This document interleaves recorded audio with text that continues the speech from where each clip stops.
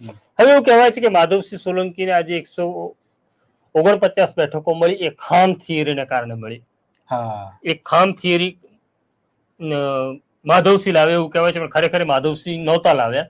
એ કોંગ્રેસના બહુ જૂના આગેવાન સનત મહેતા અને ઝીણાભાઈ દરજીની આ ખામ થિયરી. ખામ થિયરીનો અર્થ એવો થતો હતો કે મુસ્લિમ હોય, આદિવાસી હોય, દલિત હોય, ક્ષત્રિય હોય, આ બધી જ કોમને એક કરો અને ચૂંટણીમાં ઝંપલાવો. એ ખામ થિયરી 1985માં અસરકારક રીતે અમલમાં માધવસિંહ સોલંકી લાવે, જેના કારણે 149 બેઠકો મળી હતી. હવે ક્ષત્રિયો એટલે જે ખામ થિયરીનો કે છે એ ક્ષત્રિયોનો કે છે, તો ક્ષત્રિયો થ્રુ આઉટ કોંગ્રેસ સાથે રહ્યા હતા. બે વસ્તુ તમારે સમજવાની છે, એક તો પટેલ અને ક્ષત્રિયની અંદર કે પટેલ જ્ઞાતિ જે છે એ વેપારી જ રહી છે, આર્થિક રીતે સંપન્ન રહી છે, સામાજિક યોગદાન એમનું મોટું છે અને ઘણા પાટીદારો ઇન્ડસ્ટ્રીયાલિસ્ટ પણ છે. એ સરખામણી તમે જો ક્ષત્રિયો સાથે કરવા જાઓ તો ઉદ્યોગોનું પ્રમાણ કે ઉદ્યોગપતિ, ક્ષત્રિય ઉદ્યોગપતિ, એ પ્રમાણ ખૂબ નીચું હવે આવ્યું છે. પણ છતાં પણ કમ્પેરેટિવ કરો તમે પાટીદારની સરખામણીમાં તો ક્ષત્રિય ઉદ્યોગપતિ હોય એવી સંખ્યા બહુ નાની છે, કે ઉદ્યોગમાં ક્ષત્રિયો નહોતા, શરૂઆતમાં નહોતા.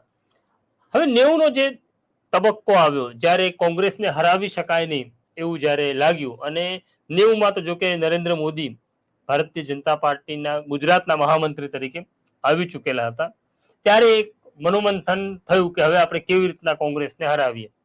અને નરેન્દ્ર મોદી, કેશુભાઈ પટેલ, શંકરસિંહ વાઘેલા અને જનતા દળ ગુજરાત એટલે કે ચીમનભાઈ પટેલ જેના નેતા હતા, એ લોકો એવો નિર્ણય કર્યો કે આપણે સંયુક્ત રીતે જો ચૂંટણી લડીએ તો આ કોંગ્રેસને ચોક્કસ હરાવી શકાય. આપણે અલગ અલગ ચૂંટણી લડીએ છીએ માટે કોંગ્રેસ હારતી નથી.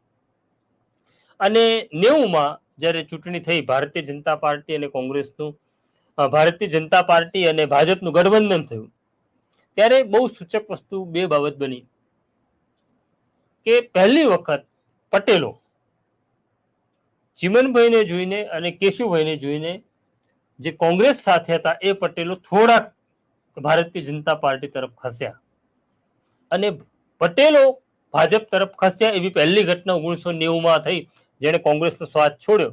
અને એમને દેખાયું પટેલ બહુ વેપારી સમજવાળા લોકો છે, એટલે એમને સત્તા ક્યારે પરિવર્તન થઈ રહ્યું છે એની ગંધ પહેલાથી આવે છે. એટલે એમને ખબર પડી રહી હતી કે હવે કોંગ્રેસ પાસેથી સત્તા જઈ રહી છે. એટલે પાટીદાર વોટર જે હતો એ 90માં સરક્યો કેશુભાઈને જોઈને અને ચીમનભાઈ પટેલને જોઈને. એટલે જ એ લોકો સત્તામાં આવે. કોંગ્રેસની પહેલી વખત હાર થઈ અને કોંગ્રેસ ત્યાર પછી કોઈ દિવસ સત્તામાં ન આવી. હવે વાત કરી ક્ષત્રિયની. 90ની જે ચૂંટણી થઈ એની અંદર એટલી મોટી સંખ્યામાં ક્ષત્રિયો ભારતીય જનતા પાર્ટી સાથે ના જોડાયા. કેશુભાઈ પટેલ એક ગામડાનો માણસ, ઓછું ભણેલો માણસ, પણ કેશુભાઈ સોશિયલ ફેબ્રિક્સનો માણસ. કેશુભાઈને સોશિયલ ફેબ્રિક્સ બરાબર સમજાય ગામડાનું. એટલા માટે 95ની ચૂંટણી પહેલા કેશુભાઈએ દિશામાં કામ કરવાનું શરૂ કર્યું અને ગામે ગામ ક્ષત્રિયો આગેવાનોને મળવા લાગ્યા, ક્ષત્રિયો આગેવાનોને ભારતીય જનતા પાર્ટી સાથે જોડવા લાગ્યા. અને 95માં જે ક્ષત્રિયો ભારતીય જનતા પાર્ટી સાથે જોડાયા, જે આજ સુધી અકબંધ છે, એટલે ક્ષત્રિયોને પણ એ લોકો તોડી શક્યા નથી અને પાટીદારોને પણ તોડી શક્યા નથી. એટલે કેશુભાઈનું યોગદાન ક્ષત્રિયોને ભાજપમાં લાવવાનું બહુ મોટું છે. આપણે આમના જયરાજસિંહ જાડેજાના ભાષણમાં પણ સાંભળીએ છીએ કે એમને આ રાજકારણમાં લાવવા માટે, ભારતીય જનતા પાર્ટી સાથે જોડવા માટે, એટલે ખાસ કરી સૌરાષ્ટ્રના બેલ્ટના જે ક્ષત્રિયો છે એને લાવવાનું કામ કેશુભાઈ ખૂબ કર્યું.